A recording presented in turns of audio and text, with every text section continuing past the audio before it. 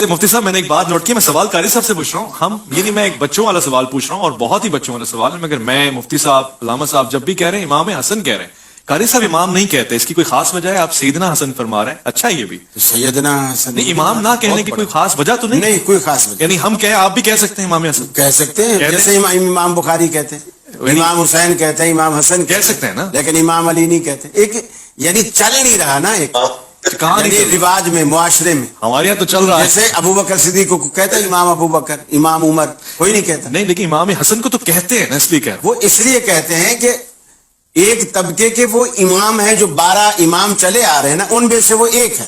آپ کے بھی امام ہیں جی جی, حضرت علی امام کا. دیکھیں اس معنوں میں جو آپ پوچھ رہے ہیں نا کہ کیوں, تو اس کا میں نے جواب دیا کہ ایک طبقے کے وہ باقاعدہ امام ہیں جس طرح 12 سلسلے چلے آ رہے ہیں. ماشاءاللہ. سب سے پہلے تو آیت تطہیر سورۃ الاحزاب کی آیت نمبر 33 ہے. اعوذ باللہ من الشیطان الرجیم, بسم اللہ الرحمن الرحیم, انما یرید اللہ لیذھب عنکم الرجس اہل البیت ویطہرکم تطہیرا. ایک دن نبی صلی اللہ علیہ وآلہ وسلم اپنے گھر سے اس حال میں برآمد ہوئے کہ آپ نے کالے رنگ کی مرکش چادر اوڑھی ہوئی تھی. اتنے میں حسن ابن علی آئے, آپ صلی اللہ علیہ وآلہ وسلم نے انہیں اپنی اس کالی چادر کے نیچے لے لیا. پھر سیدنا حسین ابن علی, پھر سیدہ فاطمہ اور پھر سیدنا علی رضی اللہ عنہم اجمعین وعلیہم السلام اجمعین کو چادر کے نیچے لے کر یہی آیت پڑھی, انما یرید اللہ لیذھب عنکم الرجس اہل البیت ویطہرکم تطہیرا. سبحان اللہ. اے نبی گھر والوں صلی اللہ علیہ وآلہ وسلم وعلیہم السلام, اللہ تو صرف اتنا ہی چاہتا ہے کہ تم سے ہر طرح کی ناپاکی کو دور کر دے اور تمہیں خوب صاف ستھرا کر دے. اس کانٹیکسٹ میں پھر صحیح مسلم کے اندر حدیث ہے 6220, اور یہ حدیث تو کافی طویل ہے.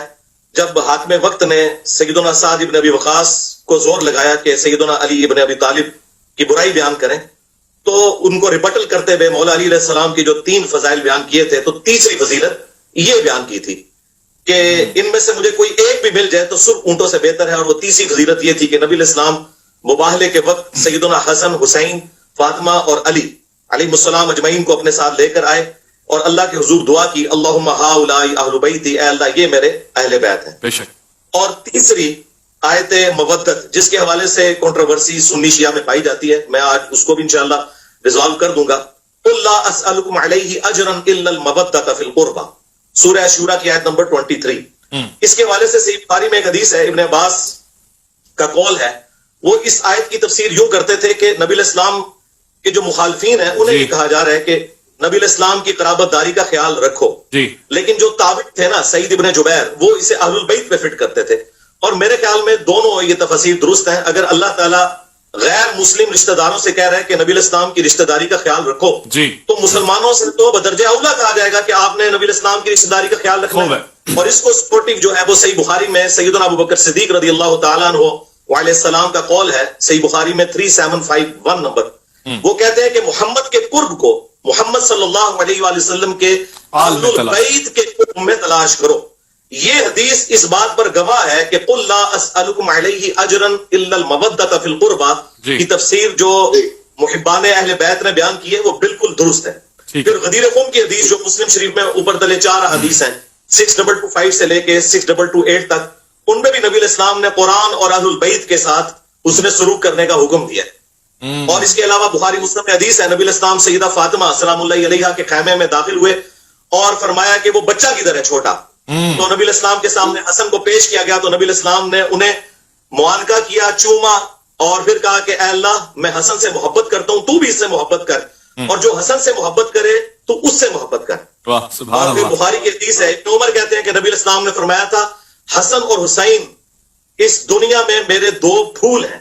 اور پھر صحیح بخاری کے اندر انس ابن مالک کا قول موجود ہے, وہ کہتے ہیں کہ حسن ابن علی سے زیادہ رسول اللہ کا ہم شکل کوئی. افسوس کی بات ہے کہ اس پلانٹ ارتھ پہ کبھی دنیا نے ایسا ٹائم نہیں دیکھا کہ فضائل صحابہ بیان ہو رہے ہوں اور اس میں اہل بیت کی بات ہو. لیکن یہ اس امت کی بدبختی ہے کہ جب اہل بیت کا ذکر ہوتا ہے نا, تو زیادہ ٹائم فضائل صحابہ پہ اور اس جسٹیفیکیشن پہ چلے جاتے ہیں. تو میں کہتا ہوں صدق رسول اللہ, یا رسول اللہ آپ نے سچ کہا تھا. یہ آپ نے ابو بکر کے بارے میں نہیں کہا تھا رضی اللہ تعالیٰ عنہ, نہ عمر کے بارے میں, نہ عثمان کے بارے میں, کہ میری امت میں عیسیٰ ابن مریم کی مثال مولا علی علیہ السلام والی ہے. کیونکہ حضور کو پتا تھا کہ یہ کام ڈالنا ہے چوتھے خلیفہ کے ساتھ ان لوگوں نے. تو چوتھے خلیفہ کی فضیلت کبھی بھی انہیں ہضم نہیں ہوگی. یہ بات حضور کو پتا تھی. مسند احمد میں حدیث ہے, المعجم الکبیر طبرانی کے اندر اور مشکات کے اندر, کہ علی تیری محبت میں غلوف کر کے جو ہے وہ گمراہ بھی ہوگا ایک فرقہ اور جہنم میں جائے گا, اور تجھ سے بغض رکھ کے بھی ہوگا. اب ہم نے محبت والے تو ہمیں ماشاءاللہ بچپن سے پڑھائے جاتے ہیں, یہ بغض والے کون سے؟ بغض والے وہ ہیں جو کہ محبت والوں کا رد کر رہے ہوتے ہیں. ان کے اندر پھر وہ اتنا غلوب آتا ہے کہ انہیں چیزیں ہضم نہیں ہوتی.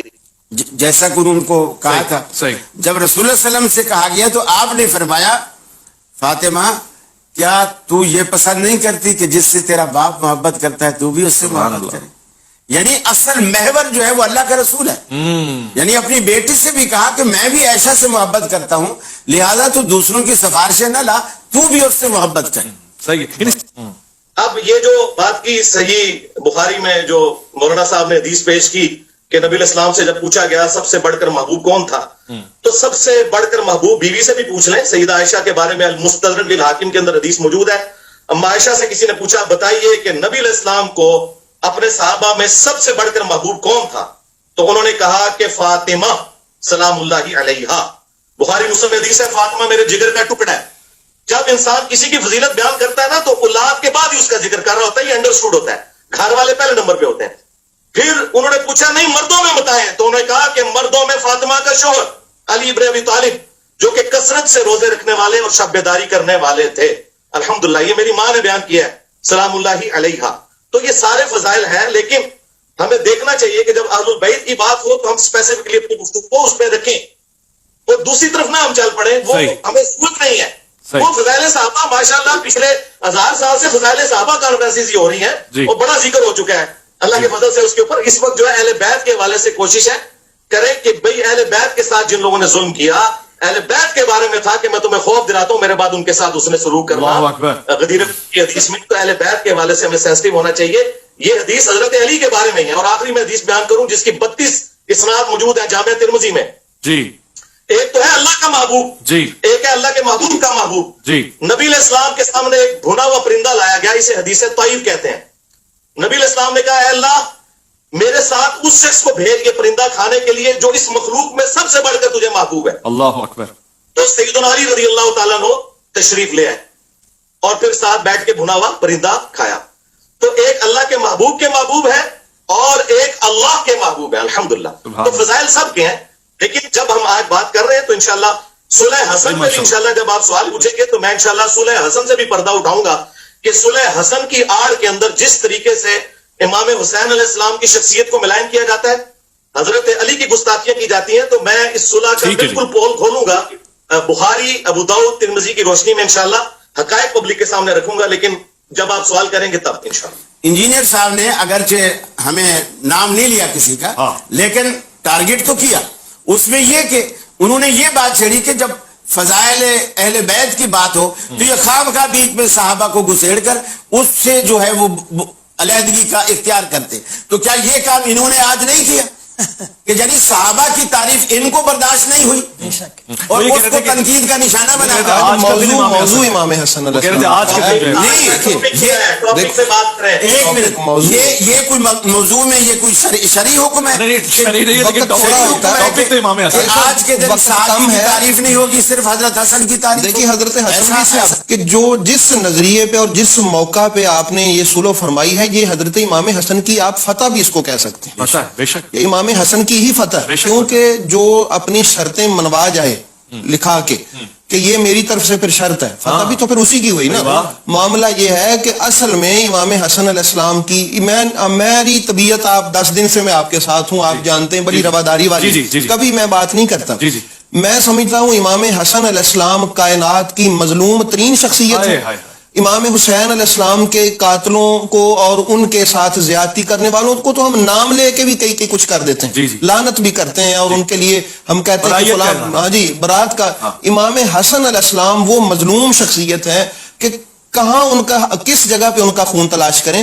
معاملہ یہ ہے کہ امام حسن علیہ السلام کی جو شرائط تھی نا آپ نے لکھوائی, اصل میں آپ کی یہ بصیرت تھی, آپ نے یہ ایسا اقدام کیا کہ قیامت تک آنے والی نسلیں جو ہیں وہ ان لوگوں کی حقیقت کو جان لیں جن لوگوں کے ساتھ ہم نے یہ شرطیں طے کی ہیں. میں یہ عرض کرتا ہوں, اگر کوئی یہ کہے کہ وہ جی آپ تو تاریخ کی بات کر رہے ہیں, ہم حدیث کی بات کر, معاملہ تاریخ کا یا حدیث کا نہیں ہے, معاملہ راویوں کا ہے. مثلا حضرت سیوطی ہیں یا ابن کثیر ہیں, وہ اگر حدیث کی کتاب لکھیں تو پھر ٹھیک ہے, اور اگر وہ کوئی تاریخ کی لکھ دیں تو پھر غلط ہے. اسلامی تاریخ کی اس سے بڑی توہین اور بھی کیا ہوگی کہ یہ کہہ دینا ہم نہیں مانتے تاریخ کو. معاملہ ہے حقیقت کا. دیکھیے سارے راوی نہ ہی حدیث کی کتابوں میں ہم کہتے ہیں کہ یہ بات معتبر ہو گئی ہے, اور اسی طرح بات حدیث کی کتاب میں ہو یا تاریخ کی کتاب میں ہو, معاملہ راویوں کا ہے, کتاب کا نہیں ہے. حضرت امام حسن علیہ السلام نے یہ جو صلح فرمائی ہے, اس کو آپ اگر توجہ سے ہم دیکھیں تو کون نہیں جانتا کہ امام حسن علیہ السلام کو, آپ کو پتا تھا یہ, اور میں یہ بھی عرض کر دوں کہ یہ جو ہم نے لکھوایا یہ پورا ہونے والا نظر بھی نہیں آ رہا, لیکن آپ نے, میں یہ سمجھتا ہوں قیامت تک کے لوگوں کے سامنے بات رکھی ہے کہ یہ حقیقت شاید جنگ میں عیاں نہ ہو سکتی جو آپ نے صلح کر کے عیاں فرمائی. کہ صلح ہوتی کیا ہے؟ صلح کا مطلب یہ ہے کہ دونوں طرف کی پارٹیز نے اپنا موقف رکھا اور کنسنسس کے ساتھ کوئی ڈاکومنٹ تیار ہوا. صلح ہوتی ہی اس وقت ہے جب شرائط طے پا جائیں. صلح حدیبیہ کے اندر کیا شرائط طے پائی نہیں تھی؟ اگر شرائط نہ ہو تو صلح نہیں ہوتی ہے, پھر تو ایک بندے کی جیت ہوتی ہے دوسرے کی ہار ہوتی ہے. جب دونوں برابر کے لوگ آ جائیں تو صلح کرتے ہیں اور وہ شرائط طے کرتے ہیں. لہٰذا یہ آؤٹ آف کوشچن ہے کہ وہ شرائط ہے تھی یا نہیں تھی. جس طرح صلح حدیبیہ کی شرائط تھی اس طرح صلح حسن کی بھی شرائط تھی. لیکن اس کے لیے یہ چیز یاد رکھیں کہ حسن ابن علی رضی اللہ تعالیٰ عنہ علیہ السلام نے جو یہ صلح کی ہے یہ قرآنی حکم پر عمل کیا ہے. بعض لوگ سیدنا علی رضی اللہ تعالیٰ عنہ پر خفیہ تان کرتے ہوئے یہ کہتے ہیں کہ حسن ابن علی تو مولا علی علیہ السلام کو اپنے دور میں, دور خلافت میں کی گئی جنگوں سے روکتے تھے. بالکل یہ جھوٹ ہے, نعوذ باللہ من ذالک. اگر یہ بات ہوتی تو وہ جنگ جمل صفین نہروان میں مولا علی کے ساتھ شریک نہ ہوتے, وہ شریک رہے ہیں. صفین پارٹ 2 بھی سیدنا حسن ابن علی نے شروع کر دیا تھا. بخاری شریف سے یہ جو حدیث بیان کی جاتی ہے نا کہ یہ میرا بیٹا سید ہے, یہ پوری حدیث جو ہے یہ اس کا آخری ٹکڑا ہے. یہ حدیث کافی لمبی ہے. یہ سٹارٹ اس سے ہوتی ہے کہ حضرت عمر بن عاص رضی اللہ تعالیٰ عنہ حضرت معاویہ رضی اللہ تعالیٰ عنہ سے کہتے ہیں کہ میں اپنے سامنے وہ لشکر دیکھ رہا ہوں کہ جب تک اپنے مخالفین کو بھگا نہ لے وہ یہاں سے ہلے گا نہیں. وہ لشکر مولا علی علیہ السلام کی روح نہیں لے کے آئی تھی, مولا حسن علیہ السلام جو مولا علی کے بیٹے تھے وہ لے کے آئے تھے. ٹھیک ہے, یہ حدیثیں آدھی نہیں ہمیں پڑھنی چاہیے, پوری حدیثیں پڑھنی چاہیے. تو پھر حضرت معاویہ نے کہا کہ اگر یہ قتل و غارت ہوا تو پیچھے امت کا کیا بنے گا؟ تو حضرت عمر بن عاص نے کہا کہ ٹھیک ہے پھر میں پیچھے سے سنبھالوں گا. تو پھر اسی گفتگو کے دوران حضرت معاویہ نے کہا کہ کیوں نہ ہم حسن کے سامنے صلح پیش کریں, کچھ ہماری بات کو مان لیں کچھ ہم ان کی مان لیں. تو ساتھیوں نے کہا کہ مشورہ اچھا ہے. تو یہ صلح کی طرف جو آفر ہے یہ حضرت حسن نے نہیں کی. یہ جھوٹ ہے کہ حسن جو ہے وہ امن پسند تھے. امن جنگ کے اندر غزوہ بدر میں کیا رسول اللہ امن پسند تھے؟ جب جنگ ہوتی ہے اس وقت جنگ ہوتی ہے, اس وقت امن کی بات نہیں ہوتی. سورۃ الانفال میں آیا کہ اگر میدان جنگ میں مخالف تم سے صلح کی بات کرے تو اسے ایکسپٹ کر لو. تو حسن ابن علی صفین پارٹ 2 لڑنے آئے, لشکر لے کے آئے. حضرت معاویہ کو جب عمر بن عاص رضی اللہ تعالیٰ عنہ نے کہا کہ یہ تو نہیں ہلیں گے, ہم ان کو صلح آفر کرتے ہیں, انہیں پتا تھا کہ قرآنی حکم پہ اہل البیت عمل کریں گے.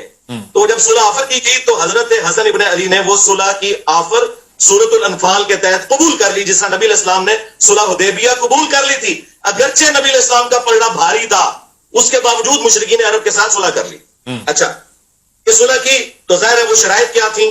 جی, بنو امیہ کے ممبروں سے جو سب و شتم کا سلسلہ کیا گیا ہے حضرت علی کے اوپر, جو لوگ یہ کہتے ہیں یہ تنقید تھی, مسلم شریف میں 6229 نمبر حدیث ہے. ابو تراب پر لعنت کے الفاظ ہے, وہ گالی سے بھی بڑھ کر لعنت کرتے تھے نعوذ باللہ ممبروں سے. 6229 صحیح مسلم, غدیر قم سے اگلی حدیث. اور 5واں رکھا گیا خمس. افسوس کے ساتھ ان 5 شرائط میں سے صرف 5ویں شرط پہ عمل ہوا ہے کہ حضرت معاویہ رضی اللہ تعالیٰ عنہ خمس دیا کرتے تھے. میں پورا ایک پروگرام بخاری مسلم سے کر سکتا ہوں کہ کس طریقے سے ان شرائط کی دھجیاں بکھیری گئیں.